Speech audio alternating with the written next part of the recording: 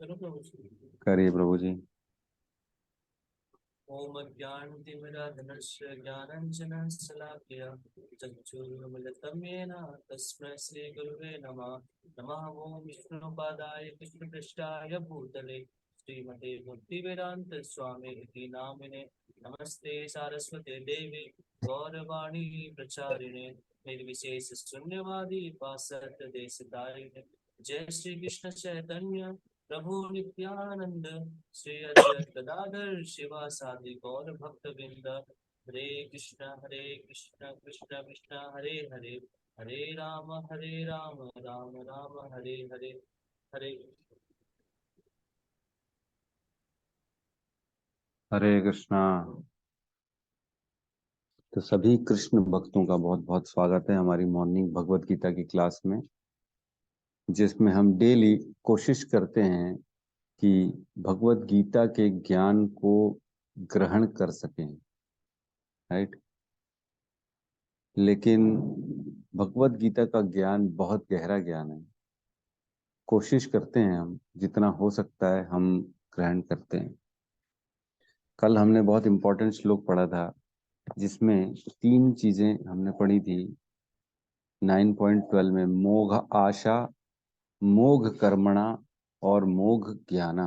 मतलब जो ऐसे मोहग्रस्त लोग होते हैं, उनकी जो मोघ आशा होती है, अपनी मुक्ति की आशा, वो निष्फल हो जाती है। मोघ कर्मणा, जो वो कर्म किए हैं, सकाम कर्म चाहे निष्काम कर्म, जो भी यज्ञ यज्ञ उपवास दान आदि जो भी कर्म करते हैं, वो सारे निष्फल हो जाते हैं। और मोघ ज्ञाना, जो भी उन्होंने ज्ञान ग्रहण किया है, चाहे कोई भी ज्ञान क्यों ना पढ़ा हो, भगवत गीता ही क्यों ना पढ़ा हो, हमने कल समझा, चाहे इस्कॉन के डिवोटी क्यों ना हो, कई लोग ऐसे होते हैं जिनको भगवान में कोई भी रुचि नहीं होती है। वो भगवान को सिर्फ एक पुरुष मानते हैं। वो उनके अपने अलग ही फंडे चलते रहते हैं। तो ऐसे लोगों का जो ज्ञान होता है, उसका भी कोई यूज नहीं रह जाता। उस ज्ञान का भी वो कुछ नहीं कर पाते। और ऐसे लोगों की गति बता रहे हैं कि प्रभुपाद, ऐसे लोग जो है ना, वो आसुरी और नास्तिक योनियों में उनका जो है ना जन्म जन्मांतर भाग्य में लिखा है। और धीरे धीरे धीरे धीरे वो भगवान से और दूर होते चले जाते हैं। तो दूर होते चले जाते हैं मतलब क्या हम ये समझ पा रहे हैं कि आज हम भारतवर्ष में पैदा हुए, एक हिंदू सनातन घर में हमारा जन्म हुआ, इसलिए हम भगवान को जान पा रहे हैं? अगर यही हमारा जन्म पाकिस्तान में होता तो क्या हम कृष्ण को समझ पाते? क्या भगवत गीता को समझने का कभी मौका मिलता? कभी नहीं मिलता। भगवान अपने से दूर कर देते हैं, है ना। ऐसी जगह आपको जन्म मिलेगा जहां भगवान का नामो निशान नहीं होगा। आप कर्म करेंगे, खाएंगे पिएंगे, मजे करेंगे, सब करेंगे, लेकिन भगवान से दूर हो जाएंगे। कितने लोग हैं जो भगवान के करीब होते हैं? कितने लोग हैं जो भगवान के बारे में सुन पाते हैं?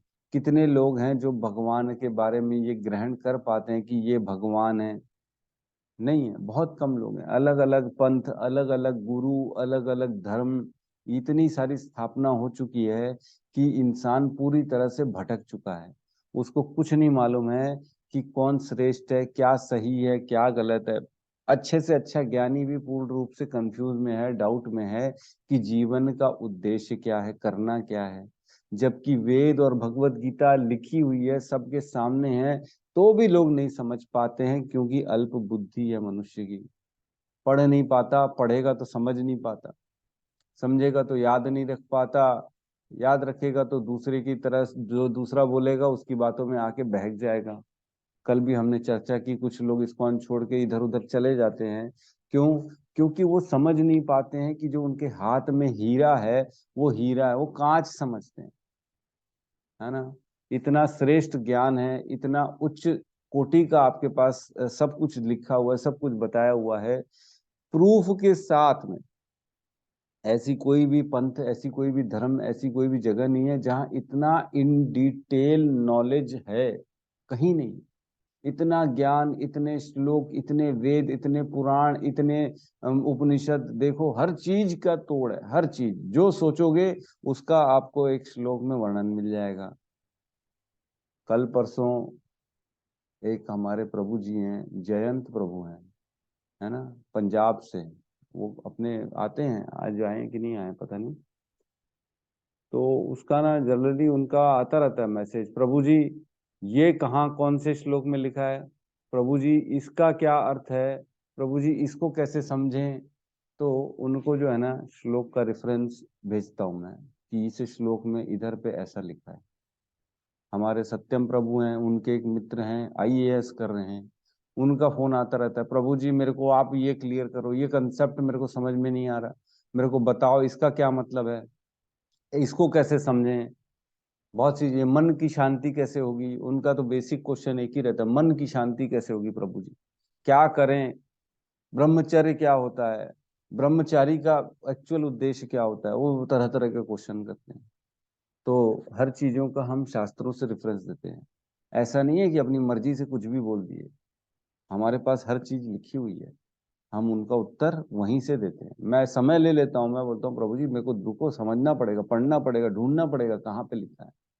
उन्होंने क्वेश्चन किया था कि आपने जो सूर्य की गति का वर्णन किया है कि सूर्य भी घूम रहा है, इतनी स्पीड में सूर्य घूम रहा है, सूर्य के आसपास सारे जो है ना ग्रह नक्षत्र घूम रहे हैं, और इस ब्रह्मांड की लंबाई चौड़ाई का हमने वर्णन किया था, इस ब्रह्मांड की कवरिंग का वर्णन किया था हमने, पृथ्वी पहले पृथ्वी से कवर होती है, फिर उसके बाद अग्नि जल ऐसे अलग अलग अपन ने कवर किया था, फिर वायु आकाश ऐसा। तो बोले ऐसा कैसे आप बोल सकते हो, इतना स्पेसिफिकली कैसे बता सकते हो, इतनी मोटी मोटी कवरिंग है उसकी, बताओ मेरे को कहाँ लिखा है। तो फिर मैंने उनको ढूंढ के भेजा श्रीमद् भागवतम का श्लोक कि प्रभु जी यहाँ लिखा है, देखो पढ़ो, मैं अपनी मर्जी से नहीं बता रहा हूँ आपको, जो लिखा है वही बता रहा हूँ। तो हमारे शास्त्र जो है ना वो सब चीज बताते हैं, हर चीज बताते हैं, जो साइंटिस्ट आज ढूंढ रहे हैं आने वाले समय में ढूंढेंगे, बताएंगे, वो सारी चीज हमारे शास्त्रों में लिखी हुई है पहले से ही, और हम अपने शास्त्रों की अवहेलना करते हैं। लोग हमारे इंडिया भारत के लोग ही जो है ना पहले वेस्टर्न कंट्रीज साइंटिस्ट की रिसर्च और इनके उनके पहले भरोसा करते हैं, नहीं नहीं नहीं प्रभु जी, प्रत्यक्ष जब तक नहीं देखेंगे तब तक हम उस पर बिलीव नहीं करेंगे।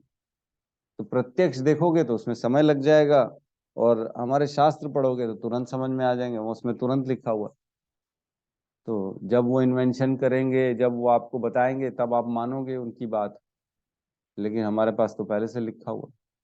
तो इस प्रकार हमने देखा कि सारी चीजें जो है ना व्यर्थ हो जाती हैं अगर भगवान को मनुष्य रूप में समझते हैं, अगर इंसान समझते हैं तो इसमें एक बहुत इंपॉर्टेंट चीज थी जो मैंने डिस्कशन करना छोड़ दिया कल समय के अभाव में।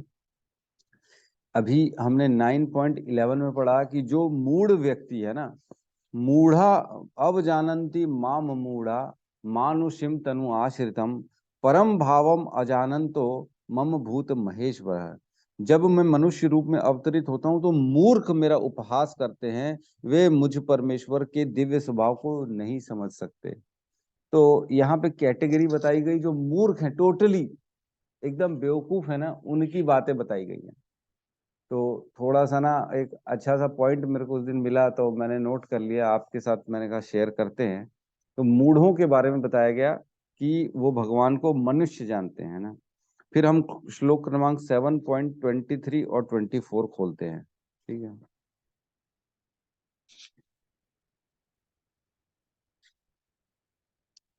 23 यहाँ कहते हैं, अंतवंतु फलम तेषाम तद तद भवति अल्प मेध सहा देवान देवयज यान्ति मद भक्त यान्ति माम अपि।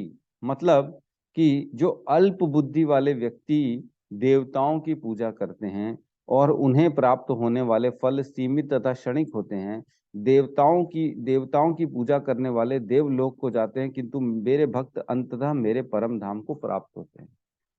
तो एक हो गया जो मूढ़, जो बेवकूफ है, वो भगवान को क्या समझ रहा है, मनुष्य। और एक जिसके अंदर बुद्धि है लेकिन अल्प बुद्धि है ना, कम बुद्धि है, वो क्या सोचते हैं, देवताओं की शरण में जाते हैं वो, ठीक है। समझ में आ रहा है। और 24 खोलेंगे, यहाँ कहते हैं अव्यक्तम व्यक्तिम माम पात्पन्नम मन्यते मम बुद्ध अबुद्धया परम भावम अजानन्तो मम अव्ययम अव्ययम अनुत्तम अनुत्तमम। यहाँ पे कह रहे हैं बुद्धिहीन मनुष्य मुझको ठीक से न जानने के कारण सोचते हैं कि पहले मैं निराकार था, अब मैं स्वरूप में को धारण किया हूँ।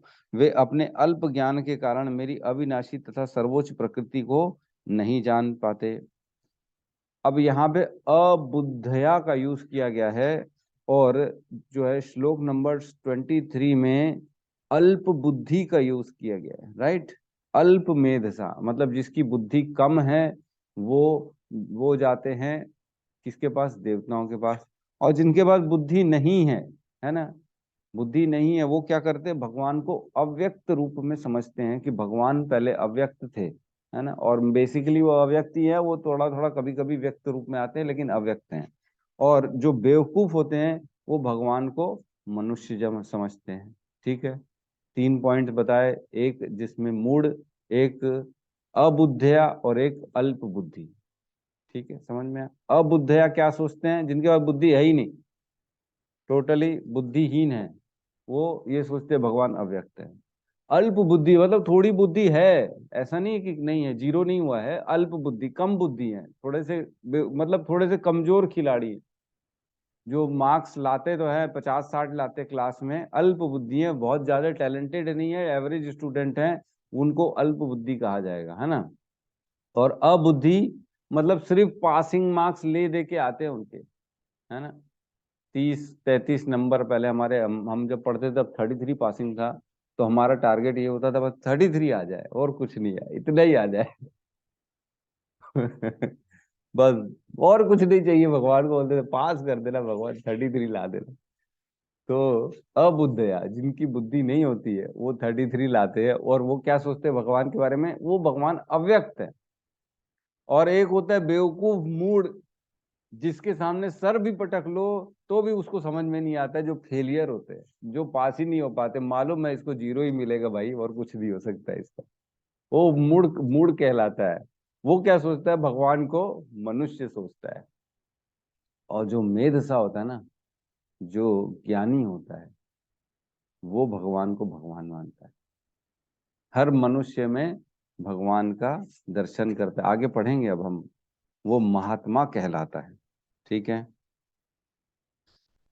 समझ में आ गया। ये पॉइंट मैंने कल डिस्कशन नहीं किया था, इसलिए आज मैंने डिस्कशन कर लिया। अब प्रवेश करते हैं श्लोक नंबर 13 में। ठीक है, अब हम विपरीत दिशा में जाएंगे, जो मूड का अपोजिट होता है, बेवकूफ, और एक होता है एक्स्ट्रा ऑर्डिनरी टैलेंटेड। अब टैलेंटेड लोगों की चर्चा करेंगे। भगवान ने अल्प बुद्धि बता दी, अबुद्धि बता दी, भगवान ने मूड बता दिया, अब बताएंगे टैलेंटेड कौन है ना, नॉलेज इंटेलेक्चुअल आदमी कौन है, समझदार कौन है, इन सब में वो क्या करता है। ठीक है, श्लोक क्रमांक 13, इसमें बताते हैं महात्मानस्तु माम पार्थ देवीं प्रकृतिम आश्रितः भजन्ति अनन्य मनसा ज्ञात्वा भूत आदिम अव्ययम। क्या सब लोग श्लोक रिपीट करना पसंद करेंगे, श्लोक बोलना चाहेंगे सब लोग? अनम्यूट करके श्लोक बोल सकते हैं एक बार, है ना। बोलते हैं एक बार, साथ में बोलते हैं, ठीक है। महात्मानस्तु माम पार्थ महात्मना तो माम पार्थ देवीं प्रकृतिमाश्रितः देवीं प्रकृतिमाश्रितः भजन्ति अनन्य मनसो भजन्ते अनन्यमनसो ज्ञात्वा भूतादिम अव्ययम्। ज्ञात्वा भूत आदिम अव्ययम्। एक और बार रिपीट करते हैं। महात्मानस्तु माम पार्थ महात्मनस्तु माम पार्थ देवीं प्रकृतिमाश्रितः देवीं प्रकृतिमाश्रितः भजन्ति अनन्य मनसो भजन्ते अनन्यमनसो ज्ञात्वा भूत आदिम अव्ययम। ज्ञात्वा भूतादिमव्ययम्। आदिमम् अव्ययम्। अनुवाद। हे पार्थ, मोह मुक्त महात्मा जन देवी प्रकृति के संरक्षण में रहते हैं। वे पूर्णतः भक्ति में निमग्न रहते हैं, क्योंकि वे मुझे आदि तथा अविनाशी भगवान के रूप में जानते हैं। ठीक है। अब यहाँ कह रहे हैं हे पार्थ, है ना, महात्मानस्तु माम पार्थ देवीम प्रकृतिम आश्रितः। मतलब जो महात्मा होते हैं वो कहाँ रहते हैं? वो, हे कृष्ण, हे पार्थ, कहाँ रहते हैं? वो मेरी देवी प्रकृति के आश्रित रहते हैं, मतलब उसके संरक्षण में रहते हैं। देवी प्रकृति के संरक्षण में कौन रहते हैं? जो महात्मा होते हैं, है ना। और वो क्या करते हैं? भजंती अनन्य मनसा, अपने मन से अनन्य भक्ति करते हैं मेरी, है ना वो। और उनको क्या ज्ञान रहता है? ज्ञात्वा भूत आदिम अव्ययम। वो ये जानते हैं क्या? कि भगवान आदि हैं, है ना, अव्ययम है। भूत आदि अव्ययम, आदि हैं और अव्ययम है, कभी न खत्म होने वाले, अनंत काल तक चलने वाले। और आदि, पता नहीं उनकी स्टार्टिंग कब हुई, किसी को नहीं मालूम। ऐसे हैं हमारे प्रभु श्री कृष्ण। ठीक है। तो मोह मुक्त, ये वाले श्लोक की पहली लाइन है मोह मुक्त।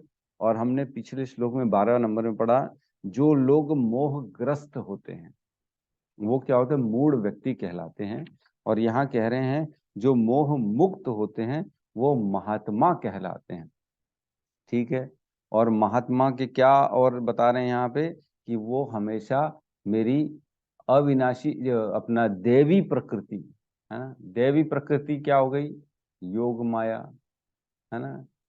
डिवाइन, जिसको डिवाइन कहा जाता है, भगवान की योग माया, है ना, उसके अंडर रहते हैं ये लोग। ठीक है। तो तात्पर्य में हम प्रवेश करते हैं यहाँ पे। इस श्लोक में महात्मा का वर्णन हुआ है। महात्मा का सबसे पहला लक्षण यह है कि वह दैवी प्रकृति में स्थित रहता है, वह भौतिक प्रकृति के अधीन नहीं होता। और यह कैसे होता है? इसकी व्याख्या 7वें अध्याय में की गई है। जो भगवान श्री कृष्ण की शरण ग्रहण करता है वह तुरंत ही भौतिक प्रकृति के वश से मुक्त हो जाता है। यही वह पात्रता है। ज्यों ही कोई भगवान की शरणागत हो जाता है वह भौतिक प्रकृति के वश से मुक्त हो जाता है। यह मूलभूत सूत्र है। तो कौन सा श्लोक है? अपन ने पढ़ा था कि भगवान की शरण में जाते हैं तो माया के प्रकोप से दूर हो जाते हैं। कौन बताएगा? मैं बताऊं प्रभु जी? हाँ बताइए, बिल्कुल बताइए। देवी है स गुणमयी मम माया दुरत्या माम एव प्रबधन्ते माम एताम तरिन्ते ते। हाँ, बहुत सुंदर, बहुत सुंदर। 7:14, 7:14 में भगवान कहते हैं देवी ही एषा गुणमयी मम माया दुरत्तया मामेव ये प्रपद्यन्ते माया मेताम तरन्ति ते। मतलब जो मेरी शरण में आएगा माया मेताम तरन्ति ते, मतलब माया से वो तर जाएगा, माया को छोड़ के बाहर निकल आ जाएगा, माया के चुंगल को छूट जाएगा। वो कौन? ऐसा आदमी जो मेरी शरण में आता है। और कैसी है माया? देवी ही ऐसा गुणमयी मम माया दुरत्त है, बहुत दुरत्त है। माया छोड़ ही नहीं सकती, आदमी चाहे तो भी माया उसको छोड़ने नहीं देगी। सब विचार कर लेगा आदमी, आज भक्ति करनी, आज पूजा करनी है, सब करना है। आखिरी में कुछ ऐसा आ जाएगा कि जो है ना, बच्चा रो रहा है ना, घर में तो खाने के लिए ये नहीं है, जाके तुरंत लाना पड़ेगा। ओहो, ओहो, आज तो संडे का प्रोग्राम था, बेस जाना था कथा सुनने के लिए, अब क्या करें? तबीयत खराब हो गई, अब तो डॉक्टर के पास लेके जाना पड़ेगा, नहीं आ सकते। बारिश हो गई प्रभु जी, नहीं आ सकते, क्या करें? तो माया जो है ना, बड़ी दुरत्या है। वो भक्त को भक्त करने में बड़े व्यवधान डाल देती है। ऐसे लोग जो माया को निकल के बाहर आ जाते हैं वो देवी प्रकृति के आश्रित हो जाते हैं, जो कि योग माया होती है ना। योग माया हमने पढ़ा था, कल परसों जाना था, कि भगवान कृष्ण के जन्म के 1 मिनट बाद योग माया का जो है ना प्रकट हुई थी और उसने सभी लोगों को उस समय अपने अपने वशीभूत करके भगवान की फिर जो है ना, मतलब भगवान आए और सबको बेहोश कर दिया, सारे जेल के लोहे जो ताले खुल गए, बेड़ियां खुल गई, ये सब योग माया ने किया। ठीक है, योग माया का एक्चुअल काम होता है कि भगवान के प्रति लोगों को आकृष्ट करना, और माया महामाया का कार्य होता है कि भगवान के खिलाफ लोगों को आकृष्ट करना। ठीक है, योग माया मतलब वो शक्ति जो हमको भगवान की भक्ति में लगाती है, और एक होती है महामाया जो देवी, जो प्रकृति कहलाती है, जो जो हमारी दुर्गा देवी है, उसको कहते हैं, वो भगवान से दूर ले जाने का काम करती है। ठीक है, दोनों में अंतर समझ रहे हैं? तो जो देवी प्रकृति के आश्रित होता है, मतलब जो भगवान के प्रति आकृष्ट करने वाली योग माया के अंडर में है, वो हमेशा भगवान की भक्ति पूजा करता रहता है, वो महात्मा कहलाता है। राइट, आगे कहते हैं, तटस्था शक्ति होने के कारण जीव ज्यों ही भौतिक प्रकृति के वश से मुक्त होता है, त्यों ही वह आध्यात्मिक प्रकृति के निर्देशन में चला जाता है। आध्यात्मिक प्रकृति का निर्देशन ही दैवी प्रकृति कहलाता है। तो आध्यात्मिक प्रकृति और दैवी प्रकृति एक ही है, उसमें कोई फर्क नहीं है। इस प्रकार जब कोई भगवान की शरणागत होता है तो उसे महात्मा पद की प्राप्ति हो जाती है। महात्मा मतलब अपोजिट ऑफ बेवकूफ, मूड, और महात्मा मतलब जो भौतिक प्रकृति से बाहर निकल चुका है, जो आध्यात्मिक प्रकृति के अंडर में है, जो योग माया, जो देवी प्रकृति के अंडर में है, जो भौतिक कल्मशों से परे हो चुका है, जो भौतिक अपने आप को शरीर नहीं समझता, अपने आप को आत्मा मानता है, और सुख दुख और यश अपयश लाभ हानि से परे है। उसको मालूम है ये सब माया खेल खेलती है, इसमें फंसना नहीं है मेरे को। अरे टेंशन हो गई रात में, प्रभु जी फोन आ गया, वो आपके गोदाम में आग लग गई, अब क्या करें। एक बार क्या हुआ, एक राजा था, वो श्रीमद् भागवतम की कथा सुन रहा था। ठीक है, तो उस समय फिर लोगों ने हाहाकार मचाया, अरे राजा राजमहल में आग लग गई, आग लग गई, आग लग गई, चलो चलो भगाओ, चलो दौड़ो बचाओ वहां पे। राजा जो है ना, वो श्रीमद् भागवतम की कथा छोड़ के उठे तक नहीं।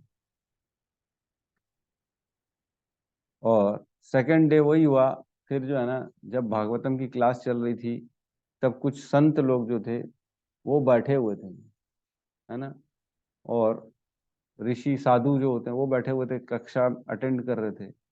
फिर पीछे से आवाज आई, अरे साधुओं की कुटिया में आग लग गई, आग लग गई, उठो उठो भागो, अपना अपना बचाओ। तो सब उठ के भागे और अपने अपने झोपड़ियों को बचाने के चक्कर में भाग गए।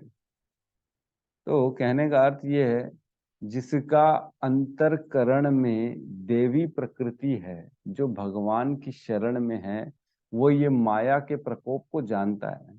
उसको मालूम है मैं जाके भी कर क्या लूंगा, जितना बचना होगा वो प्रकृति माया भगवान मेरे को बचा देगा। आज आग भी लगी तो मेरे कारण तो लगी नहीं, मेरे जाने न जाने से कोई फर्क नहीं पड़ेगा। बचा भी लोगे तो क्या बचा लोगे। तो एक बार क्या हुआ, तुकाराम महाराज थे, हाँ तुकाराम महाराज, तुकाराम महाराज के घर में आग लग गई और तुकाराम महाराज के घर में जब आग लग गई, तो तुकाराम महाराज बाहर बैठ के पेड़ के नीचे भगवान की भक्ति कर रहे थे। तो लोग आए, उनको उठाए, अरे तुकाराम तेरी झोपड़ी में आग लग गई, चलो चलो चलो, उठा के ले गए उसको घर के सामने। तुकाराम महाराज देख रहे हैं आग लगी है, कुछ नहीं कर रहे हैं।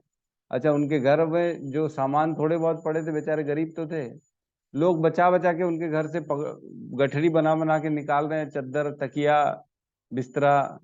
और तुकाराम महाराज क्या किए, वापस उसको उठा के फेंक रहे हैं फिर से आग में ये तो काम करते थे तुकाराम। तो लोग बोले, पागल, हम तेरे घर से सामान निकाल निकाल के बचा रहे हैं और तू वापस आग में फेंक रहे थे, वो अक्ल नहीं है क्या। तो तुकाराम महाराज बोलते हैं, भगवान अग्नि है, अग्नि के रूप में सब चीज भगवान प्राप्त करते हैं। जब स्वाहा स्वाहा यज्ञ होता है तो अग्नि में ही तो डाला जाता है ना, हर चीज को अग्नि में डालते हैं तो भगवान को प्राप्त होता है। और बोले लोग वहां यज्ञ करते हैं खास, और भगवान स्वयं मेरे घर में आ चुके अग्नि के रूप में और मेरी सब चीज ले जा रहे हैं, तो मैं क्यों बचाऊं अपनी चीजों को। वो वापस डालने लगे अपना हर चीज डालने लगे। बोले भगवान आ गए मेरे द्वार पे, स्वयं भगवान आए हैं, खुद ब खुद सब चीज हो जाएगी, मैं क्यों टेंशन। तो कहते हैं तुकाराम का ये विचार था, और अगले दिन ही तुकाराम को ऑटोमेटिकली एक अच्छी झोपड़ी मिल गई। पता नहीं कैसे, वो पूरी कथा है अंदर, मैं भूल रहा हूँ, आधी अधूरी याद है, लेकिन खुद ही खुद मिल गई उनको। किसी की खाली हो गई होगी कुटिया, बोले आप अब इसको रख लो, राजा ने बोला होगा, जो भी है। लेकिन तुकाराम महाराज अपने चीजों को वापस डाल रहे थे, अग्नि से निकाल निकाल जो बचा रहे थे लोग वापस डाल रहे थे, तो ऐसे थे तुकाराम महाराज। तो साधु लोग जो है ना अपनी कुटिया बचाने के लिए दौड़े, राजा जो है बचाने के लिए नहीं दौड़ा, क्योंकि राजा को मालूम था कि मैं कुछ नहीं कर सकता हूँ, जो प्रारब्ध में होगा वही मिलेगा, जो प्रारब्ध में होगा वो चला जाएगा। मिला भी कैसे, ऑटोमेटिक मिला, जाएगा भी कैसे, ऑटोमेटिक चला जाएगा, बगैर प्रयास किए चला जाएगा। बचा भी लूंगा, प्रयास भी करूंगा तो कुछ बचेगा नहीं, जो जाना होगा वो चला जाएगा। इतनी भगवान पे शरणागति थी। ठीक है। महात्मा अपने ध्यान को कृष्ण के अतिरिक्त अन्य किसी को और नहीं ले जाते, क्योंकि वे भली भांति जानते हैं कि कृष्ण ही आदि परम पुरुष हैं, समस्त कारणों के कारण हैं, इनमें तनिक भी संदेह नहीं है। एक महात्मा अन्य महात्माओं या शुद्ध भक्तों की संगति से प्रगति करता है। तो ये इंपॉर्टेंट लाइन है कि महात्मा कैसे बनता है, दूसरे लोगों, महात्मा शुद्ध भक्ति की संगति से वो महात्मा बनता है। ये इंपॉर्टेंट है, अकेले नहीं बन सकता। जब तक आप किसी का संग नहीं लेंगे तब तक आपकी भक्ति बढ़ेगी नहीं, आपका स्तर बढ़ेगा नहीं, आप नीचे के नीचे रहेंगे। ठीक है। शुद्ध भक्त तो कृष्ण के अंत अन्य स्वरूपों या चतुर्भुज महाविष्णु रूप की भी से भी आकृष्ट नहीं होता। वो तो शुद्ध भक्त सिर्फ कृष्ण के श्याम सुंदर रूप में आकृष्ट रहता है। ठीक है। तो कुल मिला के इतना ही है श्लोक में, इसमें और कुछ नहीं। इसका रेफरेंस है 7:19 बहुनाम जन्मनाम अंते, 7:14 हमने पढ़ लिया, और एक 7:25 वो भी हमने पढ़ लिया। तो ये सारे इसके रेफरेंसेस हैं। ठीक है। नेक्स्ट श्लोक में प्रवेश करें। किसी का कोई प्रश्न है? हरे कृष्ण प्रभु जी, धन्यवाद, प्रणाम। जी प्रभु जी, हरे कृष्णा। प्रभु जी, आपने ये दो बताया ना, एक योग माया बताया और एक महामाया देवी प्रकृति के बारे में बताया ना आपने। हम्म। तो प्रभु जी, जैसे कि इस पर लिखा हुआ है नहीं नहीं, कि योग माया और देवी प्रकृति एक ही है। योग माया देवी प्रकृति अलग एक ही है, महामाया और भौतिक प्रकृति एक है, ऐसा है। प्रभु जी, प्रभु जी वही मैं बोल रहा था, इस पे जो वर्णन दिया गया है, हम्म। अ, कहाँ गया, भगवान के शरणागत महात्मा, ये मतलब इस पे ये देवी प्रकृति के बारे में बताया गया ना प्रभु जी, इसको महात्मा कहा गया है। देवी प्रकृति के शरण में रहते हैं महात्मा। जो महात्मा बन जाते हैं वो भौतिक प्रकृति से बाहर निकल जाते हैं और दैवी प्रकृति के आश्रय में रहते हैं। हम लोग सब भौतिक प्रकृति, भौतिक संसार, तेरा मेरा, धन संपत्ति, बच्चा, प्यार, दुश्मन, दुख सुख, इन सब में हम फंसे हुए हैं। लेकिन महात्मा इस दुख, इस भौतिक प्रकृति को छोड़ देते हैं, उनको इन सब चीजों से कुछ लेना देना नहीं रहता है। वो सुख में, दुख में, अपनों में, परायों में, दुश्मन में, जानवर में, और राजा में, भिखारी में, सब में एक ही दर्शन करते हैं। वो होते हैं महात्मा। ठीक है। वो रहते हैं दैवी प्रकृति के शरण में। ठीक है। यही जी पूछ जी रहे हैं और कुछ? जी जी प्रभु जी, वही कंफ्यूजन हो गया था कि देवी प्रकृति और एक आपने बोला आध्यात्मिक, भौतिक हम्म। प्रकृति ना प्रभु जी, ये दोनों अलग हाँ, अलग है। अलग अलग हैं। देवी प्रकृति, आध्यात्मिक प्रकृति, और जो है ना योग माया, ये एक ही है ना। और भौतिक प्रकृति, महामाया, और बस ये दोनों एक ही है। ठीक है। जी प्रभु जी, धन्यवाद। धन्यवाद। यस गौतम प्रभु जी, कहिए क्या कहना है। हाँ प्रभु जी, जैसे यहाँ पे महात्मा मतलब बोला गया है, तो महात्मा इसलिए बोला गया है क्योंकि उनको मतलब अनेक जन्मों के बाद उनको ज्ञान प्राप्त हुआ कि वो वासुदेवम सर्वमिति, जैसे वो एक श्लोक है, तो इसलिए महात्मा बोला गया है। तो मैं तो इसलिए तो रेफरेंस आपको 7:19 का दिया ना। 7:19 वही श्लोक है, बहुनाम जन्मना मनते ज्ञानवान माम प्रपद्यते वासुदेवम सर्वमिति स महात्मा सुदुर्लभः। ऐसे महात्मा सुदुर्लभ है जो वासुदेव सर्वमिति, हर चीज में वासुदेव को देखते हैं कि वासुदेव के कारण सब कुछ हुआ है, वो महात्मा कहलाता है और वो सुदुर्लभ है। बराबर है, सही कह रहे हैं प्रभु जी एकदम। मैंने बताया नहीं, मैंने खाली 7:19 लिखा दिया आपको। ठीक है, नेक्स्ट श्लोक में प्रवेश करते हैं। ठीक है, सब अनम्यूट करके साथ में दोहराएंगे। सततम कीर्तयन्तो माम सततम सततं कीर्तयन्तो कीर्तयन्तो मां यतन्तश्च दृढव्रता यतन्तश्च यतञ्च दृढव्रता दृढव्रता नमस्यन्तश्च मां भक्त्या नमस्यन्त नमस्तश्च च मां माम भक्त्या भक्त्या नित्ययुक्त उपासते उपासयते।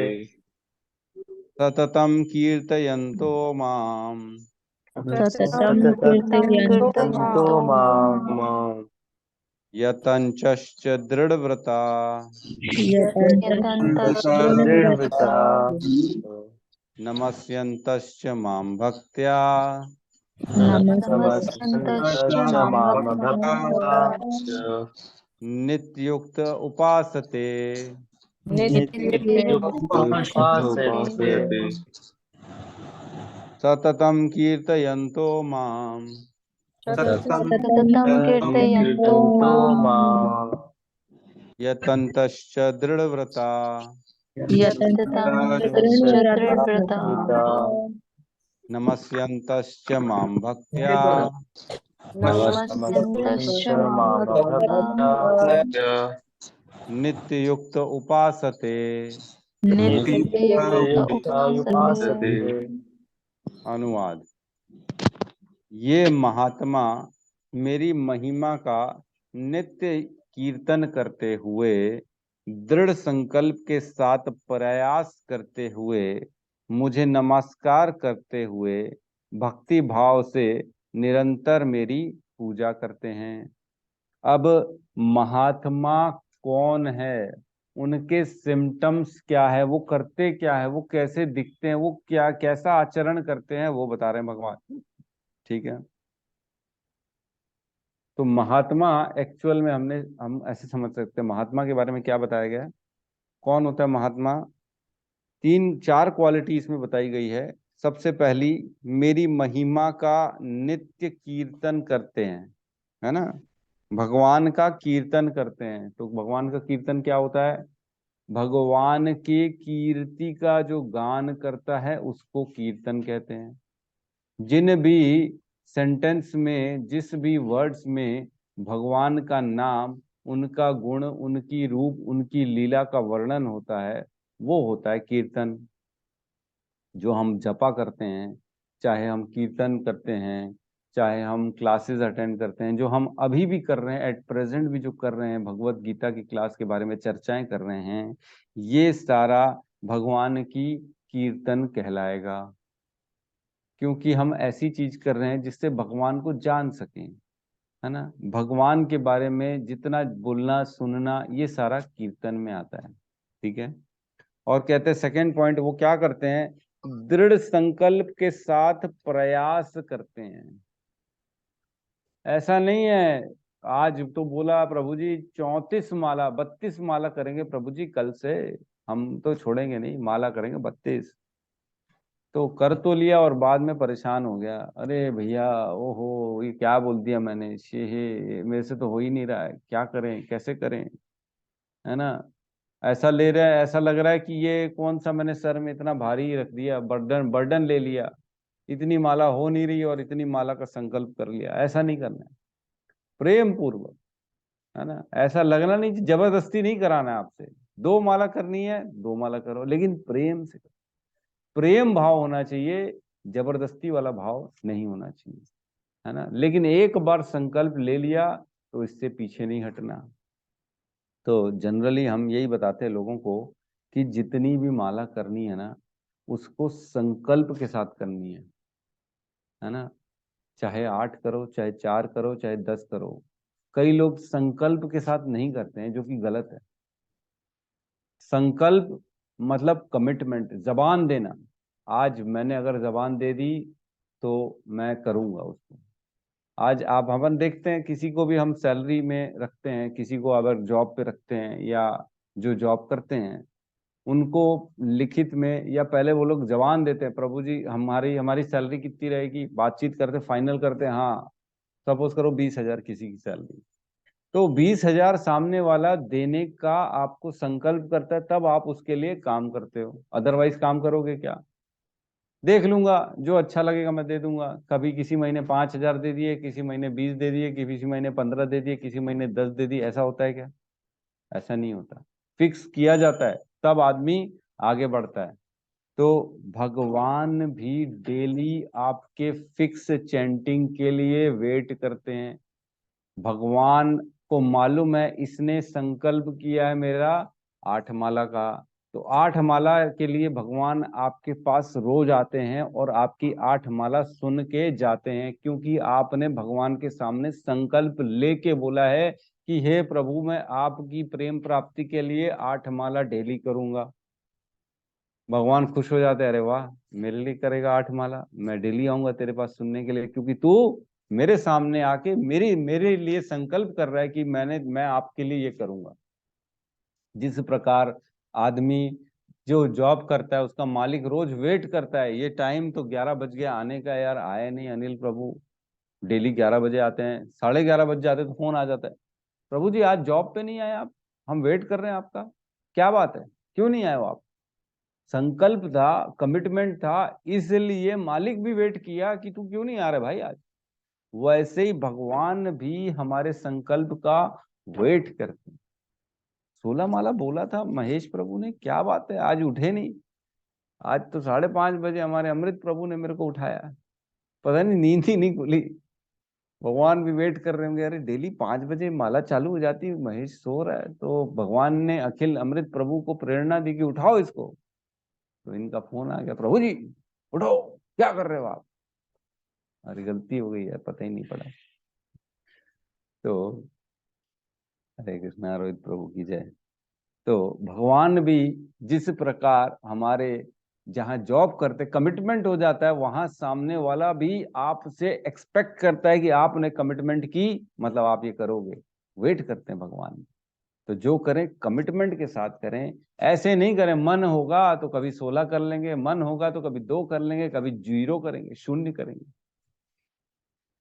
तो क्या अगर हमारे इस्कॉन में शीला प्रभुपाद 16 माला का अगर कमिटमेंट नहीं रखते तो हम 16 माला करते?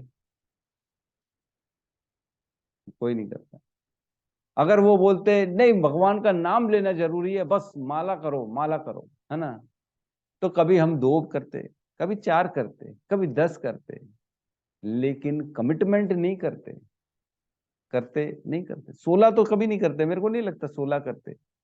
अरे भगवान प्रभुपाद ने बोला खाली माला करो, कितनी भी करनी है वो तुम्हारी इच्छा है। तो जब इच्छा पे बात आती तो हम 16 नहीं करते। लेकिन प्रभुपाद ने हमको सिखाया कि कमिटमेंट क्या होता है, कमिटमेंट करना है 16 माला का, ना कि इच्छा से करना है। तो दृढ़ संकल्प मतलब जो संकल्प लिया उसमें दृढ़, कभी पीछे नहीं हटना।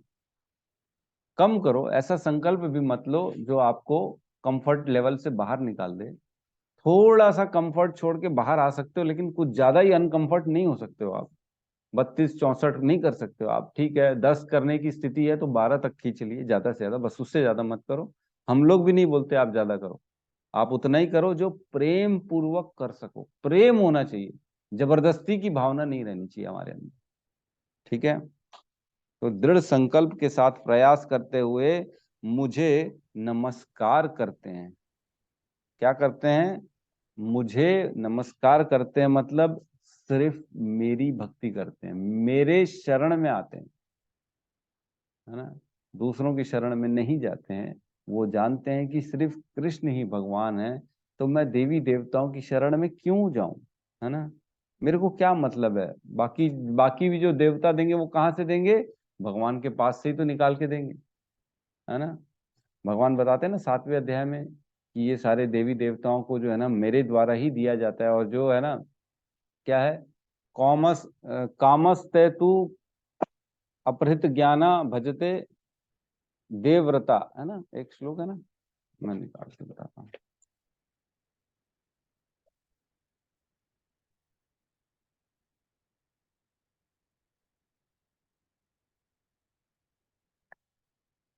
हाँ 7:20 में कहते हैं, कामस्तैते हृत ज्ञाना प्रपद्यते अन्य देवता तम तम नियमम आस्थाय प्रकृतिया नियता स्वायः। मतलब काम जिसके अंदर इच्छाएं भरी पड़ी हुई है ना, अपनी इच्छा पूर्तियों के कारण वो देवी देवताओं की शरण में जाता है, और उन इच्छाओं के कारण जब वो उनके शरण में जाता है, तब तब मैं उसकी जो है ना, मतलब उसको उनको उनके प्रति संकल्प करवा देता हूँ, उनको दृढ़ करा देता हूँ उनकी जो है ना भक्ति को। 7:20 में कहते हैं। तो देवताओं की शरण में कब जाते हैं हम, जब हमको कुछ चाहिए रहता है, प्रकृति भौतिक चीजें चाहिए रहती है, राइट। और भगवान आध्यात्मिक चीजें प्रदान करते हैं, आध्यात्मिक सारी चीजें भगवान द्वारा होती हैं, और भौतिक सारी चीजें देवी देवताओं द्वारा होती हैं। देवी देवता आपके अंदर भक्ति का मतलब उत्पन्न नहीं कर सकते, देवी देवता अपने प्रति भी आपके अंदर श्रद्धा उत्पन्न नहीं कर सकते। क्या हमको ये मालूम है, अगर शिव जी हो, गणेश जी हो, दुर्गा मैया हो, जो भी हो, उनके अंदर इतनी शक्ति नहीं है कि वो आपकी श्रद्धा को दृढ़ कर सके, इवन अपने ऊपर। ये तो भगवान कृष्ण की, भगवान विष्णु की शक्ति है जो हमारे अंदर किसी के प्रति श्रद्धा उत्पन्न कराती है। ठीक है, सोचो, सब भगवान के हाथ में, फिर भी भगवान हमारी इच्छाओं में कभी इंटरफेयर नहीं करते हैं। किसी की इच्छा है सूर्य देव की, तो भगवान सूर्य देव के प्रति उसको बोलते ठीक है तुम उसी की पूजा करो। वो कभी भी ऐसा नहीं बोलते कि नहीं नहीं सूर्य देव तो मेरा जूनियर है, तुम मेरे पास आओ पगले, मैं आई एम द सीनियर। ऐसे नहीं बोलते भगवान। ठीक है ठीक है ठीक है, तुम जाओ वहीं जाओ, कोई प्रॉब्लम नहीं, तुमको वहां जाना है वहां जाओ, यहाँ आना है यहाँ आओ, कहीं पे भी जाना है कहीं पे भी जाओ। किसी की पूजा नहीं करनी तो मत करो, किसी का मर्डर करना है तो मर्डर कर दो, जो तुम्हारी इच्छा है वो करो, क्योंकि हम लोग भगवान के अंश हैं। और चौथा कहते हैं, निरंतर मेरी पूजा करता है, निरंतर, ऑलवेज, कंटिन्यूअसली। तो ये जो श्लोक है 9-14, ये पूरी भगवत गीता का सेंटर है ना। 18 अध्याय, 18 अध्याय का सबसे सेंटर होता है 9वां अध्याय, ठीक है, सेंटर। 9वें अध्याय का सबसे सेंटर हो गया ये वाला श्लोक, 14 नंबर श्लोक। तो पूरी भगवत गीता जो सैंडविच है, उसका सबसे सेंटर वाला जो क्रीम है वो यही है श्लोक। तो भगवत गीता का मैसेज इसी श्लोक में छुपा हुआ है कि करना क्या है, करना क्या चाहते हो। उसमें आता है ना 3 इडियट में, आमिर खान से पूछता है वो प्रोफेसर, अरे बोलना क्या चाहते हो तुम, जो वापस आ जाता है ना। तो वैसे ही है भगवान ने भी, वो बता रहे हैं कि कहना क्या चाहते हो, करना क्या है, भगवत गीता में ये करना है। क्या करना है, ये 4 चीजें करनी है हमारे को। क्या क्या, मेरी महिमा नित्य कीर्तन करता है वो सबसे पहला। दूसरा पॉइंट, दृढ़ संकल्प के साथ करता है वो ऐसा नहीं है, फेलियर टाइप नहीं है, इच्छा वाला नहीं है, ऐसे मनमौजी नहीं है, ऐसा नहीं है, दृढ़ संकल्प, ठीक है। और थर्ड पॉइंट है, सिर्फ मेरे प्रति शरणागति, है ना, ओनली कृष्णा। और चौथा है निरंतर, सततम, है ना, इसको हमने पढ़ा नहीं, सततम कीर्तयंतो माम। सतत, सतत मतलब ऑलवेज, 24 घंटे होना चाहिए। तो 24 घंटे करना है, इसीलिए हमारे को शील प्रभुपाद ने 16 माला का कमिटमेंट कराया है। 16 माला, एक माला में भगवान के कितने नाम होते हैं, 16 नाम होते हैं। हरे कृष्णा कृष्णा कृष्णा हरे हरे, 8 एक लाइन में और 8 सेकंड लाइन में, मतलब 16 नाम भगवान के हो गए एक नाम, एक महामंत्र में। और ऐसे 108 महामंत्र होते हैं एक माला में, ठीक है। तो 16 × 108 इतने हो गए भगवान के नाम एक माला में। और ऐसी हम 16 माला करते हैं तो ये हो जाते 27,360 भगवान के नाम एक बार 16 माला में, ठीक है। और हमारी जो सांसें होती हैं ना, सांसें, वो भी कहते हैं 1 मिनट में 19 सांसें लेते हैं हम, है ना। और ऐसे 60 मिनट और ऐसे 24 घंटे, दिन के 24 घंटे, तो ये भी लगभग 27,500 के आसपास ही आते हैं। तो मतलब ये हुआ हर सांस में हमारा भगवान का नाम का उच्चारण हो गया अगर हमने 16 माला कर ली तो। इसलिए इसको सततम का दर्जा दिया गया कि हमने पूरा दिन हर सांस में भगवान का नाम लिया तो सतत हो गया। तो इस प्रकार हमारे आचार्य लोग कंफर्ट भी दे देते हैं और श्लोक का उद्देश्य भी पूरा करा देते हैं। नहीं तो कोई और हमको समझाएगा तो इसका मतलब ही नहीं समझ पाएंगे। सततम कीर्तन तो हम क्या 24 घंटे यही करते रहेंगे, बाकी काम कब करेंगे? नहाएंगे धोएंगे, घर का काम है ना, घरवाली का काम, बच्चों का काम, ये सब कब करेंगे? तो सततम कीर्तयन्तो माम यतंचस्य दृढ़ व्रता, यत्न करते हैं और दृढ़ से अपने व्रत का पालन करते हैं। जो भी हम व्रत लेते हैं, है ना, व्रत लिया जाता है, हम उपास करते हैं, जो भी करते हैं। अरे तो 7 बज गए, हम लोग तो तात्पर्य में ही नहीं प्रवेश किया अभी तक। ठीक है, कल करेंगे तात्पर्य में प्रवेश। ये बहुत इंपॉर्टेंट श्लोक है, इसको हमको जो है ना समझना चाहिए और क्या मैसेज है इसमें वो समझना चाहिए। यतंचस्य दृढ़ व्रता नमस्यंतश्च माम भक्त्या, मेरा नमस्कार करते हैं, मुझको करते हैं। और नित्य युक्त उपासते, ऑलवेज कंटिन्यूअसली नित्य लगे रहते हैं, मेरी उपासना करते रहते हैं, ठीक है। तो कल हम प्रवेश करेंगे इसके तात्पर्य में। मैसेज तो हमने पढ़ ही लिया कुछ चीजों का बस वर्णन छूट गया है, तो तात्पर्य पढ़ेंगे तो वो भी हम पढ़ लेंगे कल, ठीक है। किसी का कोई प्रश्न है, कोई कुछ कहना चाहता है तो बिल्कुल स्वागत है।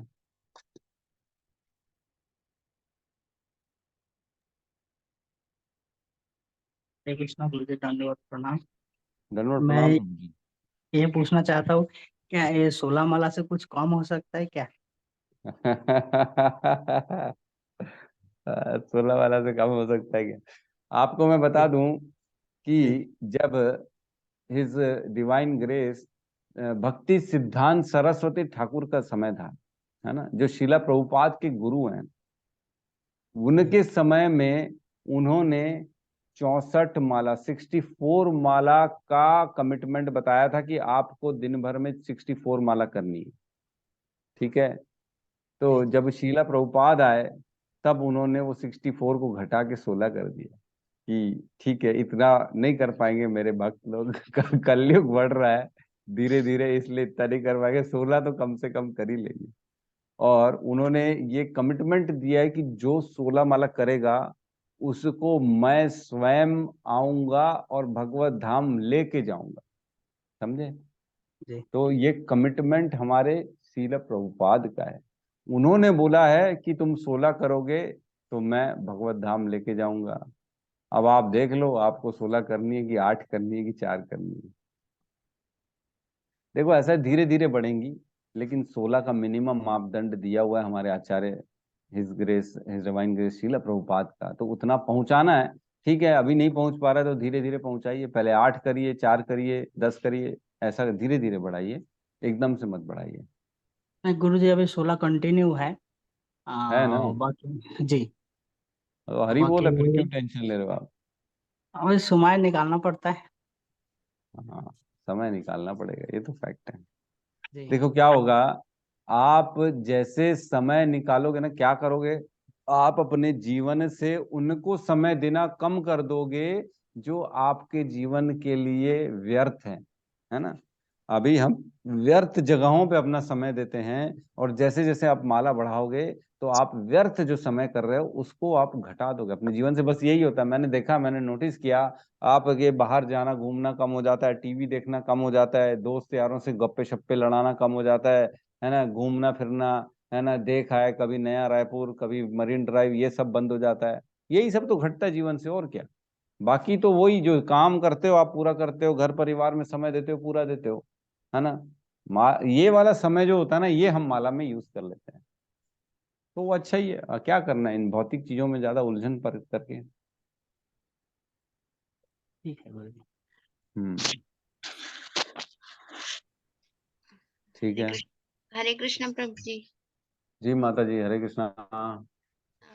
प्रभु जी, जैसे हम पैदल चल रहे हैं तो भी कर सकते हैं ना माला, कि सिर्फ शांत जगह में ही कर सकते हैं? नहीं नहीं, पैदल चलते चलते टहलते टहलते कर सकते हो, आप गार्डन जाके कर सकते हो, कोई प्रॉब्लम नहीं है।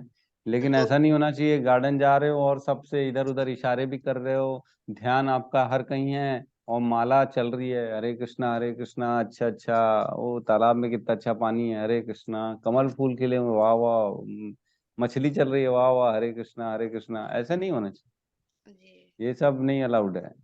जी आप टहलो, कोई प्रॉब्लम नहीं है, आप अपना टहलते टहलते चुपचाप, ए ध्यान हमारा भगवान के नाम में, कंसंट्रेशन भगवान के नाम में होना चाहिए, ना कि प्रकृति इधर उधर लोगों के, उनमें उन्होंने कौन सा सूट पहन के आई है माता जी ने, प्रभु जी के कपड़े देखो, प्रभु जी की तोंद देखो, ये सब में ध्यान रहेगा तो फिर माला नहीं हो पाएगी। जैसे बोलते हैं प्रभु जी की शांत जगह में ही करना चाहिए माला, ऐसे बोलते हैं सब बहुत सारे लोग। जी ये माता जी, एक जगह वैसे बैठना चाहिए, लेकिन क्योंकि हमारा शरीर एक जगह बैठने में नहीं कंफर्टेबल नहीं रहेगा, तो आप एक माला बैठ के कर लो, एक माला खड़े हो जाओ, एक माला थोड़ा टहल लो, और अपने घर के अंदर चाहे घर के आंगन में कहीं पे भी टहलते टहलते कर लो, जहाँ ध्यान आपका इधर उधर ना जाए ज्यादा, बस यही है कहने का मतलब। ठीक ठीक है प्रभु जी, हरे कृष्णा। हरे कृष्णा। जी गौतम प्रभु कहिए। प्रभु जी वो कौन सी कथा था जिसमें मतलब वो कीर्तन या भागवता करते थे, जिसमें उनके शायद माता जी खत्म हो जाते पर वो नहीं जाते हैं? क्या? मतलब एक कथा शायद आपने बताया थे जिसमें उनकी माता जी मतलब एक्सपायर हो जाते हैं, पर वो कीर्तन या भागवत करते रहते तो नहीं जाते हैं वो वहां पे घर, वो कीर्तन कंटिन्यू करते हैं, करते रहते हैं। मेरे को तो याद भी नहीं है। एक बार शायद आप बताए थे प्रभु जी, मतलब ऐसी कथा सुनाए थे जिसमें क्या होता हम्म है कि वो कीर्तन करते रहते हैं या भागवत सुनाते रहते हैं, तो उनको किसी हम्म कोई बोलते हैं कि आपके माता जी जो है खत्म हो गए हैं, तो वो जाते नहीं हैं, वो कंटिन्यू करते हैं उस चीज को, फिर बाद में शायद जाते हैं। बताई होगी, मेरे को याद करनी पड़ेगी। मेरे को याद नहीं है। ठीक है प्रभु जी। जी जी। तो ये उच्च कोटि के जो है ना डिवोटी होते हैं, उनका यही काम है। जैसे मैंने बताया, राजा उठ के नहीं गया भागवतम क्लास छोड़ के, वो भागवत कथा सुनने में ज्यादा इच्छुक था, उसका महल जल रहा है तो जलने दो, कोई फर्क नहीं पड़ता। वैसे ही जो उच्च कोटि कोटि के जो भक्त होते हैं ना, उनको मालूम है, मैं प्रकृति के नियति को चैलेंज नहीं कर सकता, सुख दुख, यश अपयश, जन्म मृत्यु, ये जन्म के समय फिक्स हो जाता है ना, इसको हम चेंज नहीं कर सकते हैं।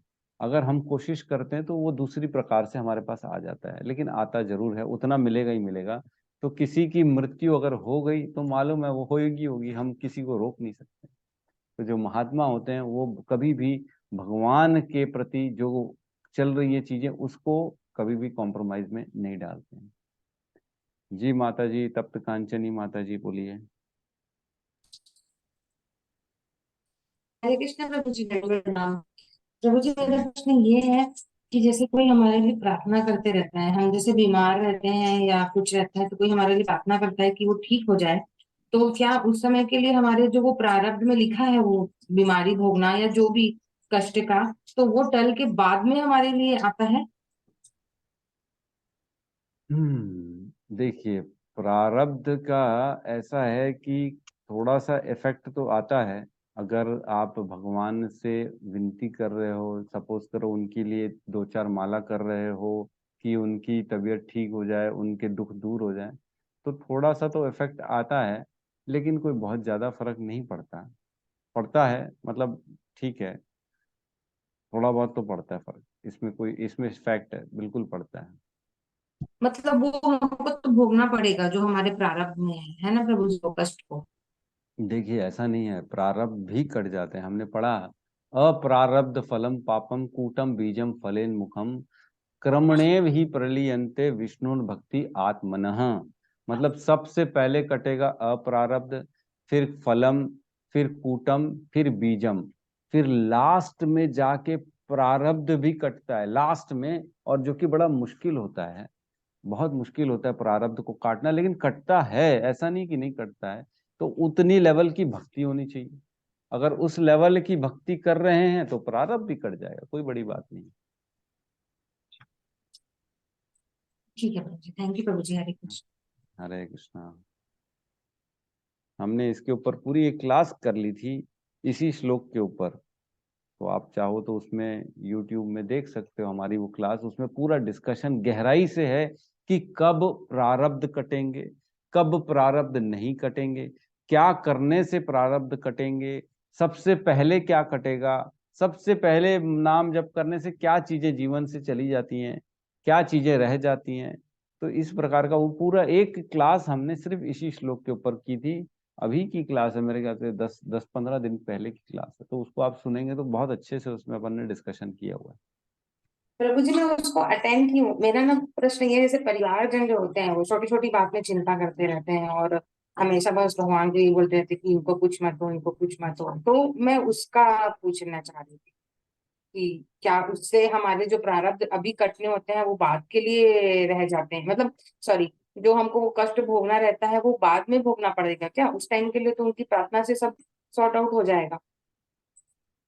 देखिए ऐसा होता है कि जो प्रार्थना करने से क्या करते हैं भगवान, जो कष्ट होते हैं ना उनको आपको इकट्ठे ना देके टुकड़े टुकड़े में देते हैं, ताकि आप झेल सको उनको अच्छे से।